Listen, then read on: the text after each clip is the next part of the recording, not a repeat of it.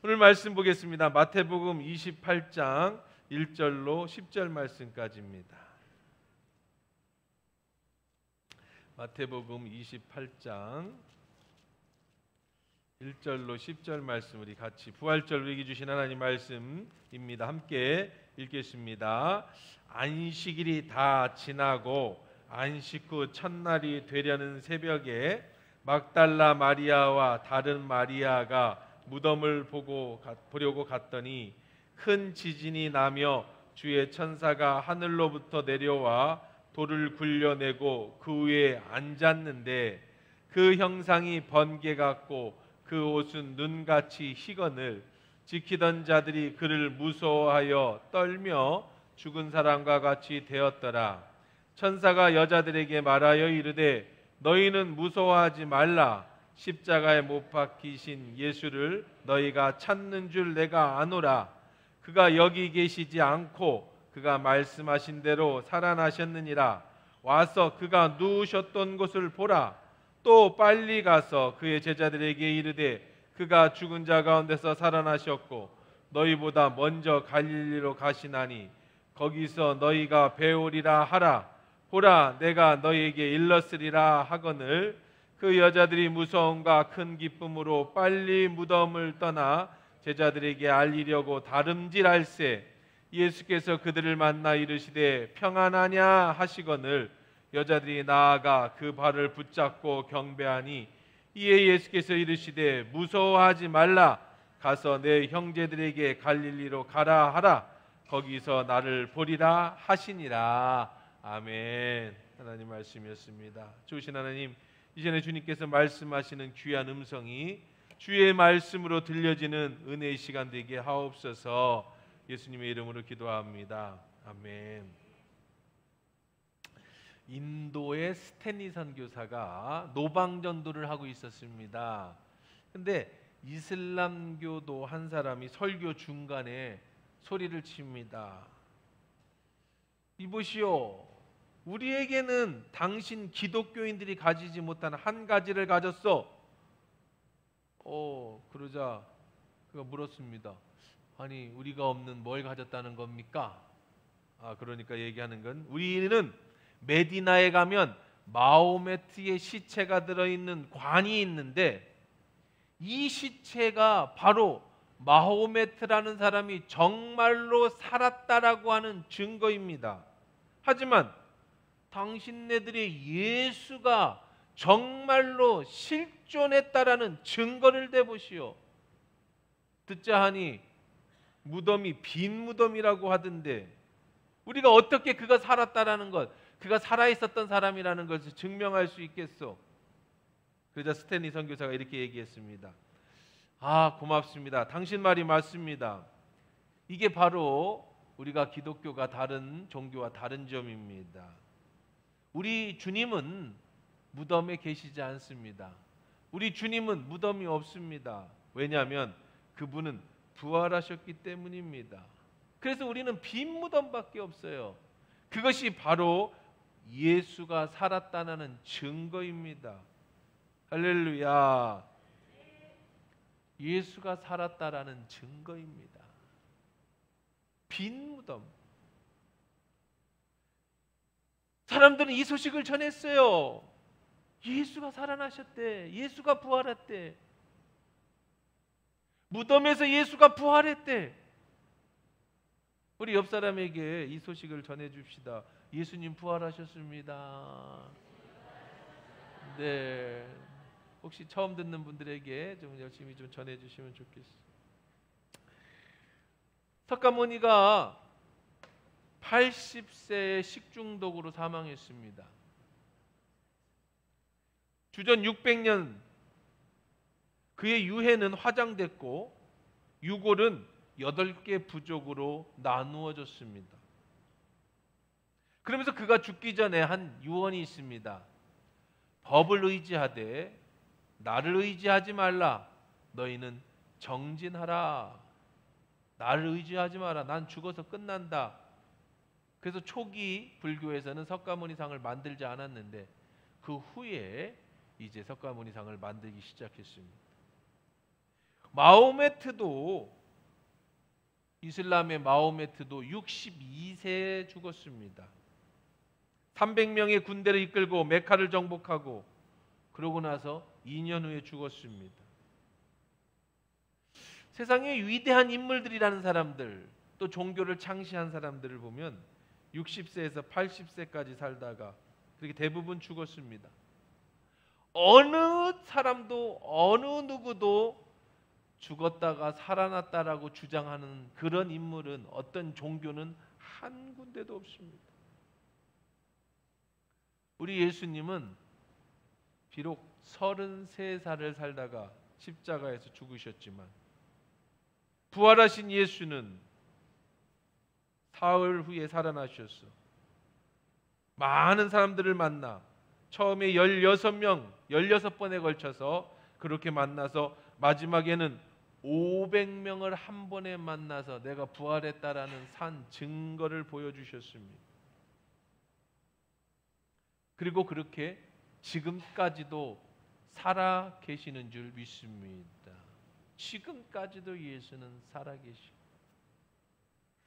예수님이 진짜 부활했다라고 하는 이 사실을 여러분 어떻게 증거할 수 있습니까? 빈 무덤으로 증거하기 힘들잖아요. 과학적으로, 역사적으로 많은 방법들을 통해 증언할 수 있겠지만, 증거를 만들 수 있겠지만, 그거는 확실한 증거가 되지 못합니다. 그러면 정말로 예수가 살았다라는, 정말도 지금도 살아계시다라고 하는 그 증거를 한번 재보세요. 누구에게 예수가 살았다는 증거를 어떻게 여러분 되겠습니까? 먼저는 예수님이 빈 무덤에서 부활하시고 살아난 첫 번째 증거는 예수의 제자들이 변했다는 겁니다. 낙심하고 두려워서 도망치던 제자들, 심지어는 예수님을 모른다고 3번이나 부인했던 베드로, 예수가 십자가에 달려 죽은 후에는 다 나는 고기 잡으러 가겠다라고 고기 잡으러 자기 현장으로, 삶의 현장으로 돌아가 버렸던 제자들, 그 로마가 무서워서, 로마의 병정들이 무서워서 숨어서 문 걸어 잠그고 그렇게 벌벌 떨던 그 제자들이 예수가 부활하신 후에, 예수를 만난 뒤에 그들이 변화되기 시작했습니다. 그리고 마지막에는 예수 따라 다 죽었습니다. 순교자로 변했습니다. 그게 예수가 살지 않고는 어떻게 가능한 일이라는 거예요. 부활하신 예수를 만난 사울은 바울이 되었습니다. 어거스틴은요, 젊어서 사생아를 낳고 마니교라고 하는 이단에 심취해 있다가 나중에는 창녀 포주랑 결혼을 합니다. 포주랑 결혼하고 애를 낳아야 되는데, 그렇죠? 창녀 포주랑 결혼하고 사생아를 낳습니다. 어쨌든 그런 어거스틴이 부활하신 예수를 만나고 우리가 믿는 이 신앙을 집대성한 위대한 교부가 됩니다. 대설교자인 조지 휘트필드는 15살까지 술집에서 바텐더로 일하면서 술을 나르던 친구였습니다.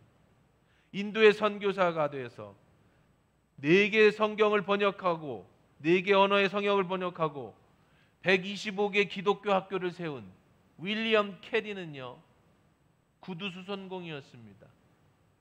못 배워서 어려서부터 구두를 수선하던 수선공이었습니다.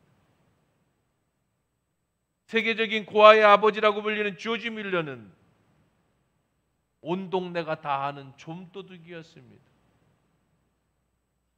우리나라의 최초의 선교사로 인정받는 이기풍 선교사, 이기풍 목사는 평양의 소문난 깡패였습니다. 아니, 이런 사람들이 어떻게 한날 한시에 갑자기 사람이 돌변해서 완전히 새로운 사람으로 바뀔 수 있겠느냐는 거예요. 예수가 부활하지 않고는 도저히 일어날 수 없는 일입니다. 예수가 부활하신 부활의 두 번째 증거는 교회가 탄생했습니다. 죽은 예수가 아닌 부활하신 예수를 기념하는 교회들이 늘어나기 시작해서 전 세계의 교회가, 오늘 우리가 이 땅에도 교회가, 그리고 오늘도 수없는 교회가 탄생하고 있어요. 예수님이 부활하지 않았고 그냥 죽은 존재로 있었다면 절대로 일어날 수 없는 일입니다. 세 번째는 예배의 날이 바뀌었습니다. 유대교인들은 안식일이라고 토요일 저녁에 그들은 안식일이 시작되었습니다. 근데 예수가 안식일 전에 돌아가시고 안식일이 지나고 안식일이 지난 첫 번째 날 아침 새벽에 부활하셨기 때문에 우리는 안식일이 지난 첫 새벽을 주일로 바꿨어요. 그리고 전 세계가 주일은 쉬는 날로 정해서 썬데이, 일요일, 그날은 예배하는 날, 전 세계는 전부 예수의 부활을 기념하는 날로 예수를 믿든 안 믿든 모두 쉬기로 작정을 했어요. 세상의 날짜가 바뀐 겁니다. 어떻게 예수가 부활하지 않고 이런 일이 일어날 수 있습니까? 여러분, 더 확실한 증거가 있습니다. 더 확실한 증거. 이거보다 더 확실한 증거가 뭡니까? 예수님이 살아나지 않으셨다면, 지금도 살아계시지 않는다면, 만약에 예수가 정말 죽은 신이라면 내가 어떻게 변화돼서 이 자리에 있을 수 있었겠냐는 거죠. 어떻게 2000년에 죽은 사람이 어떻게 생겼는지도, 진짜 뭘 했는지도 우리하고 너무 많이 떨어져 있는 저 이스라엘의 한 청년, 그 사람이 어떻게 2000년 지난 나를 변화시킬 수 있겠냐는 거예요. 예수가 정말 부활하지 않았다면 내가 어떻게 변화될 수 있었겠어요? 예수의 부활은 역사적 사실입니다. 그냥 믿음으로 믿어라 하는 게 아니에요. 정말로 나사렛 예수는 살아계셨습니다. 나셨습니다. 그 증인이, 그 증거가 바로 여러분이고 나고 우리 주변인 줄 믿습니다. 이것이 살아봐 있는 증거예요. 제가 간증을 자주 해드렸잖아요. 저는 인생에 희망이 없어서 그저 사는 인생을 살아가는 사람이었는데 예수님을 만나고 부활하신 예수를 만나서 오늘도 복음을 전하는 전도자로 살아갈 수 있게 되었습니다. 예수의 부활이 저와 여러분에게 어떤 영향을 끼쳤는가, 어떤 증거를 나타냈는가? 먼저는 예수님의 부활의 영향인 여러분의 산 소망이 되셨어요. 베드로전서 1장 13절, 우리 주 예수 그리스도의 아버지 하나님을 찬송하리로다. 그의 많으신 긍휼대로 예수 그리스도를 죽은 자 가운데서 부활하게 하심으로 말미암아 우리를 거듭나게 하사 산 소망이 있게 하시며. 할렐루야. 산 소망이라고 그랬어요. 산 소망, 살아있는 소망. 우리에게 산 소망을 주셨습니다. 여러분, 예수가 부활했다는 사실이 얼마나 큰 축복인 줄 아세요? 죽음은 끝입니다. 절망입니다. 그런데 예수님의 부활은 우리에게 이 죽음의 끝에서, 이 절망의 끝에서 우리의 산 소망이 되어 주셨어요. 새로운 시작을 알렸습니다. 그 길을 예수님이 전 열어주셨어요. 하나님 나라와 우리가 사는 이 세상의 다른 나라, 하나님이 계시는 그 나라로 연결해주는 역할을 해주셨다고요. 눈에 보이는 이 땅에 살아가는 이 지구에 지금의 삶이 아니라 하나님의 나라가 있다.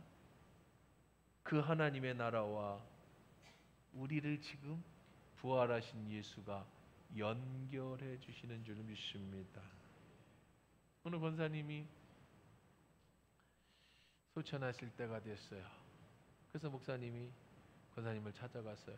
이제 임종 예배를 드려드리고 손을 꼭 잡고, 권사님, 이제 권사님이 평생 믿었던, 꿈꿨던, 이제 슬픔도 눈물도 없고 아픔도 없는 아버지 집으로 가는 거예요. 하나님 나라로 가는 거예요. 두려워하지 마세요. 염려하지 마세요. 믿으시죠, 권사님? 그랬더니 그 권사님이 목사님 손을 꼭 잡고, 하면요, 믿지요, 목사님. 그래요, 권사님, 먼저 가서 기다리세요. 그럼 우리가 다 갈 겁니다. 그랬더니 권사님께서, 네 목사님, 빨리 오세요. 제가 먼저 가서 기다려. 네, 빨리 가든 늦게 가든 우리 이 땅의 삶이 끝나는 게 아니라는 소망을 우리에게 주시는 거예요. 이 소망이 우리에게 얼마나 평안함을 주시는 줄 아세요? 여러분, 젊고 건강하니까 죽음에 대해서 안 다가오실 수 있겠지만 나이가 들수록 이제 점점 내가 하나님 나라를 갈수록 우리에게 산 소망이 있다라는 게, 내가 죽음이 끝이 아니라는 게 우리에게 얼마나 큰 소망이 되는지 몰라요. 예수님이 죽음에서 부활하셔서 부활의 첫 번째 열매가 되어주셨다 그래서 첫 번째 열매가 처음 열렸으니까 주렁주렁 이어서 열매가 맺혀진다는 거예요. 세상의 어떤 종교도, 세상의 어떤 인간도 이 죽음을 이길 사람은 아무도 없었어요. 어떤 종교도 이 죽음을 이길 수 있는 종교는 아무도 없었습니다. 수천 년 동안 철학자도 심리학자도 이 삶과 죽음에 대해서 수없이 연구하고 정의를 내렸지만 아무도 지금까지 온 인류에서 이 죽음의 정의를 내려본 사람도, 이 죽음 후에 어떤 일이 발생하는지 정확하게 얘기하는 사람도, 이 땅의 삶이 어떻게 살고 어떻게 죽어야 되는지를 얘기하는 아무도 그런 사람은 없었습니다. 오직 예수 그리스도만이 우리의 산 소망이 되어셔서 이 땅의 삶과 영원한 하나님 나라의 중간의 역할을 연결해 주시는 분인 줄 믿습니다. 두 번째로, 예수의 부활은 우리에게 어떤 영향을 끼칩니까? 부활하신 예수는 죽어있는 시체가 아니라 2000년 전에 살았던 어떤 성인이 아니라 지금도 시퍼렇게 살았어. 우리와 함께 우리와 거하고 계시는 줄 믿습니다. 예수님이 부활하시면 우리에게 성령을 보내주셨습니다. 또 다른 보혜사, 예수의 또 다른 이름 성령을 우리에게 보내주셔서 내가 너와 영원히 함께 하리라. 예수님이 살아계실 때 예수님과 함께 있었던 사람은 한정적입니다. 12명의 제자들이 늘 따라다녔습니다. 수천 명의 예수를 따르는 사람도 물론 있었겠지요.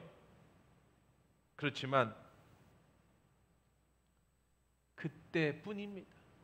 예수님이 죽고 나면 아무 소용이 없죠. 그런데 예수께서 십자가에서 부활하심으로 말미암아서 이제는 수천, 수만, 수억의 모든 사람이 예수와 함께하는 은혜를 경험하게 됐는 줄 믿습니다. 바로 여러분이 예수와 함께하는 축복을 누리게 된 거예요. 살아계신 예수가 여러분과 함께 계시는 겁니다. 세 번째, 예수 부활의 축복의 영향은요, 예수님이 모든 권세를 우리에게 또한 주셨는 줄 믿습니다. 오늘 본문에서 읽은 말씀입니다. 예수께서 나와 말씀하여 이르시되 하늘과 땅의 모든 권세, 하늘과 땅의 모든 권세를 하나님이 내게 주셨으니 그러므로 너희는 가서 모든 민족을 제자로 삼아 아버지와 아들과 성령의 이름으로 세례를 베풀고 내가 너에게 분부한 모든 것을 가르쳐 지키게 하라. 볼지어다 내가 세상 끝날까지 너희와 항상 함께 있으리라 하시니라. 모든 권세를 가지신 예수, 예수님이 부활하시면서 하늘과 땅의 모든 권세를 하나님으로부터 예수가 받으셨습니다. 그리고 그 권세를 예수님이 성령을 통해 우리와 함께 하심으로 우리를 통해 그 능력을 행하시고 나타나신다는 거예요. 뿐만 아니라 세상 끝날까지 너희와 항상 함께 한다라고 하는 삶의 보장까지 아울러서 해주셨어요. 얼마나 여러분 큰 힘이 됩니까? 한국에 이주 노동자들이 참 많아요. 이분들 덕분에 우리 경제가 안정적으로 이어가는 겁니다. 하지만 이들이 비록 한국에 돈을 벌려고 외국에서 왔지만 체류 신분이 불법이라서 어려움을 겪는 분들도 참 많이 있습니다. 합법적인 체류 동안에 일을 하는 것은 문제가 되지 않지만 체류 기간을 어기고 불법적으로 일을 할 때에는 참 어렵지요. 언제 잡혀갈지 모릅니다. 늘 불안한 삶을 살죠. 제가 호주에서 유학할 때 불법 체류자들을 참 많이 알고 지냈습니다. 한국 사람들입니다. IMF 때 호주로 무작정 희망을 찾아온 분들도 많았습니다. IMF가 터지자 그냥 호주로 무작정 찾아오신 분들. 그들은 자주 이사 다닙니다. 이사를 해도 떳떳하게 이사를 못합니다. 야반도주를 자주 하죠. 사람들과 사귀지도 못합니다. 누구에게 손해를 봐도 늘 손해를 보고 손해를 당해야만 합니다. 누군가가 나를 신고하면 수용소에 끌려가서 강제로 출국을 당합니다. 아파도 병원을 못 갑니다. 참으로 낮은 신분의 삶을 시대도 살아야 됩니다. 그러다가 가끔씩 제가 있는 동안에도 한 번인지 두 번인지 모르겠습니다만은 불법 체류자들을 합법화 시켜준 적이 있어요. 참 좋은 나라죠. 가끔 한 번씩. 그래서 영주권을 받게 됩니다.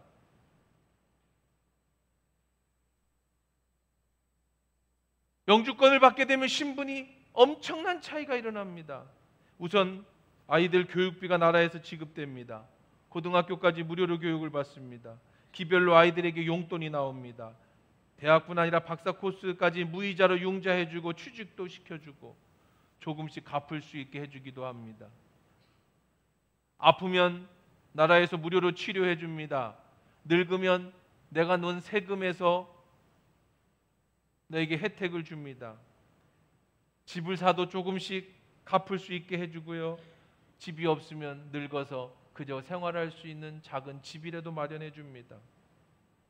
미국을 비자 없이 갈 수도 있고 직장을 잃으면 최저 생계비가 나오고 아이를 낳으면 위로금이 나옵니다. 이로 헤아릴 수 없는 엄청난 혜택을 받게 되죠. 예수가 부활하셨다. 이 사실을 믿음으로 다가오고 그 부활하신 예수를 만난 우리들에게는요, 하나님의 자녀가 되는 합법적 신분을 얻게 됩니다. 합법적 신분뿐만 아니라 세상 끝날까지 너희와 항상 함께 해주시는 하나님이 책임져 주시는 그런 은혜를 얻게 되는 줄 믿습니다. 저와 여러분이 하나님의 자녀가 됐다는 것은 그저 이 땅에서 체제의 보장이나 불법 체류자가 합법 체류를 가지는 그런 정도가 아니라는 거지요. 성령님이 친히 여러분을 도와주셔서 마지막까지 끝까지 여러분의 인생 천국에 가는 날까지도 우리와 함께 해주신다는 거예요. 단순히 체제의 보장만이 아닙니다. 권세를 내게 주셨다. 예수께 주신 권세를 나에게도 함께 하신다. 제가 복음을 전하러 많은 나라를 다녀봤습니다. 근데 참 우리나라는 여권 파워가 세계 1, 2위예요. 우리 국민은 대단합니다. 제가 나라를 해외를 많이 다니면서 많은 나라에 복음 전하고 다녀보면 애들 말로 국뽕이라는 게 팍팍 올라와. 국뽕. 해외 나가면 정말 우리나라가 대단하다라는 거를 아주 그냥 막 피부로 와닿습니다. 어디 나라 코리아에서 왔다고 하면 사람들이 보는 눈이 아주 달라져요. 옛날하고는 전혀 천지 차이죠. 남미 집회를 다닐 때도 브라질, 아르헨티나, 파라과이 어느 나라든 여권만 있으면 비자 없이 다 들어갔습니다. 우리가 아는 것처럼 지난 1월에도 상트페테르부르크 한인교회 집회를 갈 때도 러시아 전쟁의 나라에 들어가는데도요, 그냥 한 가지만 물어봅니다. 여행 왔어? 응. 그러니까 도장 찍어주고 가라는 거예요. 다른 나라 사람들은 줄을 길게 서서 하나하나 체류에 필요한 서류들을 점검할 때 나는 그냥 여권 하나 들이밀어 넣고 도장 받고 바로 나와 버렸어요. 전쟁을 치르는 나라든 공산주의 나라든 어느 나라든 우리나라 여권만 가지면 세계 1, 2위의 파워를 자랑합니다. 이게 국격이죠. 만약에 여러분이 대통령을 만나러 간다 할때라도 출입증만 있으면 무사 통과할 수 있는 그런 권세를 가진 것처럼, 경찰이 손을 들면 15톤 트럭도 서야 되는 것처럼, 이게 권세 아닙니까? 권세. 모든 권세를 예수가 받으셨어요. 그리고 그 모든 권세를 가지신 예수께서 오늘 저와 여러분과 영원히 함께 하시겠다고 약속하고 계시는 줄 믿습니다. 바로 예수의 부활은 나에게 그런 엄청난 권세를 주신 축복이에요. 이 권세가 무엇입니까? 바로 예수 이름의 권세, 나사렛 예수 그리스도의 이름의 권세. 내 이름이 아니라, 내 실력이 아니라, 내 능력이 아니라 나사렛 예수 그리스도 이름의 그 권세, 그 권세를 여러분에게 주었다는 거예요. 대한민국 여권을 가지면 전 세계를 갈 수 있듯이, 경찰의 배지만 가지면 누구를 검문할 수 있듯이, 예수의 이름의 권세를 가지신 저와 여러분은 무엇을 할 수 있습니까? 이 세상에 살아가는 모든 것들을 하나님이 함께 해주시는 그 능력으로 바꿀 수 있게 되는 줄 믿습니다. 이건 엄청난 사건이에요. 이건 엄청난 능력입니다. 여러분에게 그런 권세가 있어요. 여러분이 공기를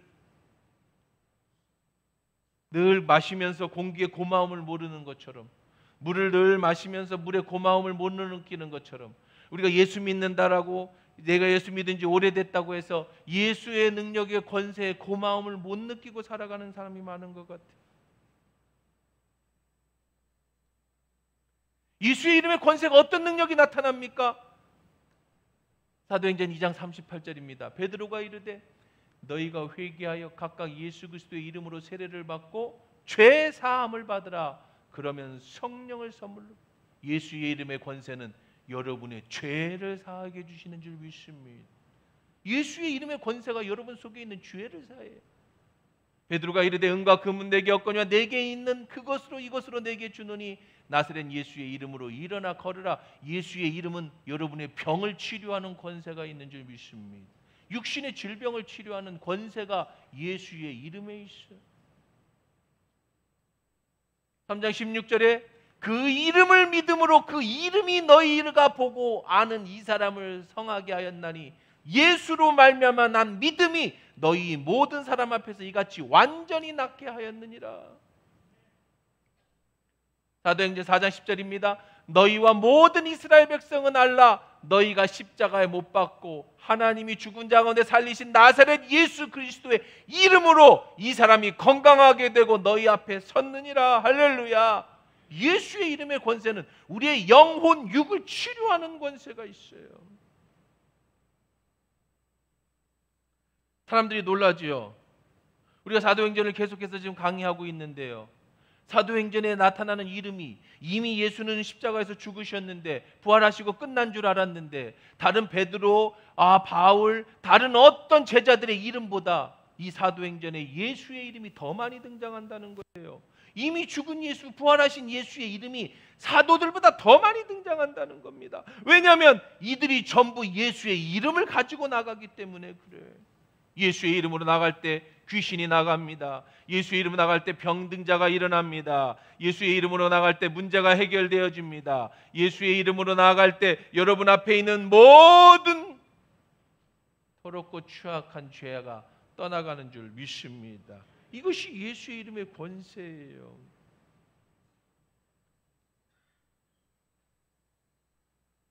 예수의 이름의 권세. 이 권세는 사도행전에 뿐만 아니라 2025년 부활절을 맞이하는 저와 여러분에게도 동일하게 나타나는 줄 믿습니다. 여러분에게도 이 권세의 이름을 가지고 있어요.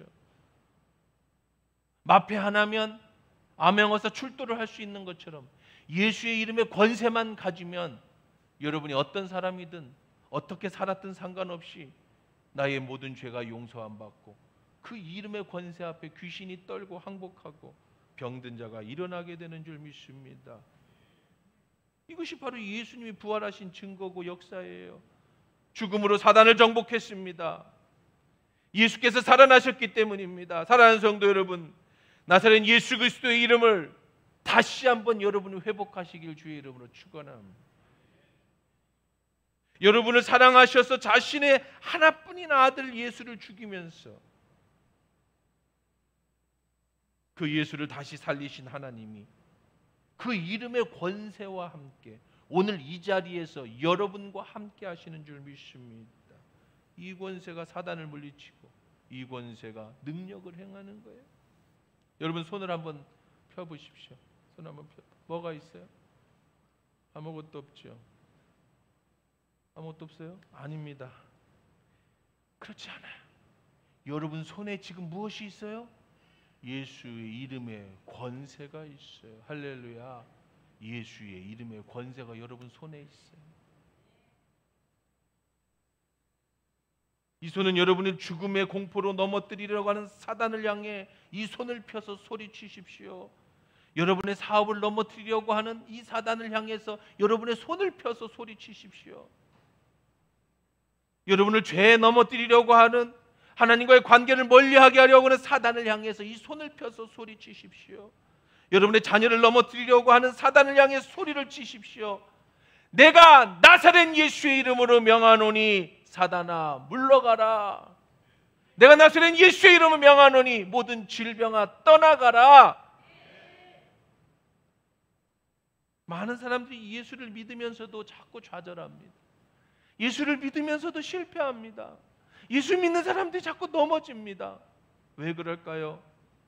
왜 예수 그리스도의 이름이 능력이 있는데 그렇게 자꾸 넘어집니까? 바로 예수 그리스도의 이름이 그 능력이 나와 함께 한다는 사실을 못 믿기 때문이에요. 예수의 이름이 능력이 없어서가 아니라 예수의 이름의 능력을 내가 못 믿기 때문에, 내 손에 예수의 능력을 쥐고 있다는 사실을 못 믿고 있기 때문에. 초대교회와 지금 교회는 다르지 않습니다. 초대교회 그런 역사가 일어났다면, 예수님 시대에 그렇게 나타났다면 오늘도 동일하게 우리 교회에서, 동일하게 여러분의 삶에서 이런 능력이 나타나는 줄 믿습니다. 예수의 이름의 능력은 예나 지금이나 변함이 없어요. 부활하신 예수의 권세, 사단 마귀를 물리치는 예수의 이름의 권세, 나의 이름의 권세도 내 능력의 권세도 아닌 예수 그분의 이름의 권세. 저는 부흥회를 다니거나 해외 선교 집회를 다니면서 정말 예수의 이름의 권세의 능력이 나타나는 걸 참 많이 봤습니다. 눈앞에서 귀신이 떠나는 것도 수없이 보았고, 지난번에도 간증했듯이만 구룡포에서 최고의 무당이라는 사람이 기도회 집회에 참석했다가 강하게 저항했지만 결국은 떠나는 역사를 통해 교회가 치료되는 모습도 봤습니다. 제가 어렸을 때는요, 제가 어리석게도 하나님이 내게 은사를 주셔서, 하나님이 내게 능력을 주셔서 나를 통해서 하나님의 역사가 나타나는 줄 알았어요. 착각했습니다. 그런데요, 아닙니다. 나는 정말 아무것도 아니라는 걸 나중에 깨닫게 됐어요. 나는 그저 수도꼭지에 불과한 거예요. 나는 그저 아무것도 아닙니다. 나를 통해서 예수의 능력이 나타났을 뿐입니다. 그 얘기는 오늘 여러분을 통해서 예수의 능력이 나타난다는 사실이에요. 내가 능력이 있어서가 아니라, 내가 은사가 있어서가 아니라, 내가 힘이 있어서가 아니라 나사렛 예수 그리스도의 이름이 나를 통해서 나타났을 뿐이라는 거예요. 나는 죄인입니다. 나는 한없이 부족합니다. 그런 나를 통해서 예수의 능력이 나타났을 뿐이에요. 그렇다면 오늘 부활절 여러분을 통해서도 오늘 예수 그리스도의 이름의 권세의 능력이 나타나는 줄 믿습니다. 이 권세를 사용하는 건 아무것도 아닙니다. 어려운 일이 아니에요. 작은 것부터 시작하십시오. 오늘 부활절을 맞이하는 사랑하는 우리 하나님의 성도 여러분들이요, 예수 그리스도의 이름의 능력이 내 손에 있다라는 사실을 믿는 것부터 시작하십시오. 그리고 이 권세를 작은 것부터 할 수 있는 데부터 써보는 거예요. 나사렛 예수의 이름의 권세로 내가 명하노니, 여러분의 자녀를 사용해 보십시오. 예수의 이름으로 명하노니 사랑하는 자녀에게 지혜가 있을지어다. 예수의 이름으로 명하노니 사랑하는 자녀에게 하나님이 주시는 축복이 임할지어다. 여러분의 사업장에 사용해 보십시오. 내가 나선 예수의 이름으로 명하노니 이 사업장에 복이 임할지어다. 어떤 분이 신발 가게를 하는데 아침부터 출근을 하면 신발 하나하나에다가 예수 이름 명하노니 오늘 이 신발 팔릴지어다, 예수 이름 명하노니 이 신발을 신는 사람마다 복이 있을. 근데 놀랍게도요, 정말로 그날부터 예수의 이름에 그 사업이 잘 되면서 소문이 나고 그 사람들이 많이 모여서 그 신발이 잘 되더라는 거예요. 물론 이런 기복적으로 여러분의 이름을 모두 예수의 이름을 사용하라는 말은 아니에요. 예를 들은 거예요. 그러니까 여러분의 사업장에서 예수의 이름을 사용하십시오. 말 안 듣는 여러분의 자녀를 향해 예수의 이름을 사용하시고요. 여러분의 직장에서 어려운 문제 앞에 예수의 이름을 사용하십시오. 저도 요즘에 아주 작은 것부터 하는 게 있어요. 밤에 잠이 잘 안 올 때 나사렛 예수의 이름 명하노니 잠이 들지어다. 이렇게. 그럼 놀랍게도요, 언제 잠들었는지 모르게 잠들 때가 많아요. 그러니까 작은 것부터 큰 것까지, 여러분의 가정의 문제, 직장의 문제, 여러분의 건강의 문제, 무엇이 됐든지 하나님이 주신 모든 능력에 예수께로 주신 그 능력을 받으신 예수와 너와 영원히 함께 하신다는 이 약속의 말씀 믿음으로 고백하시고 그 손을 여러분의 능력으로 잡아서 사용하시는 부활의 역사가 여러분 가운데 있기를 주의 이름으로 축원합니다.